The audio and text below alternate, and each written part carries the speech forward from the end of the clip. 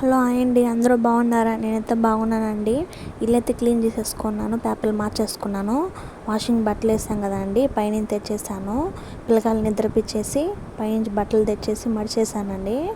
బట్టలు మడిచేసి పెట్టేశాను. బెడ్షీట్లు, పిల్లల గుడ్డలు, మా వారి గుడ్డలు, నా గుడ్డలు అన్నీ మడిచేసాను. మడిచేసి పూజ రూమ్ అయితే క్లీన్ చేసుకుంటున్నాను. అన్ని పేపర్లన్నీ మార్చేసి నీట్గా క్లీన్ చేసి దేవుడి పటాలన్నీ తుడిచానండి. పటాలన్నీ తుడిచి పేపర్లు మార్చాను. పేపర్లు మార్చి దేవుడి బొట్లు అయితే పెట్టేసుకుంటున్నానండి.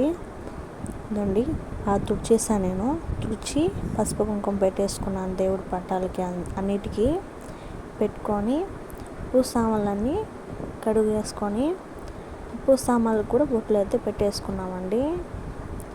ఇదో చూడండి, పూజ సామాన్లన్నీ కడిగేసి నీట్గా, మన జాతర కదా అండి, ఖచ్చితంగా అన్నీ క్లీన్ చేసుకున్నాను. ఇల్లు వాకిలన్నీ పూజ సామాన్లు కడిగేసి నైటే అంబీలు వేసేవాళ్ళు కాబట్టి ఇదో అండి సామాన్లు అయితే కడిగేసుకొని అంబీలు అయితే రెడీ చేశాను. నైటే ప్రిపేర్ చేసి పెట్టేశాను.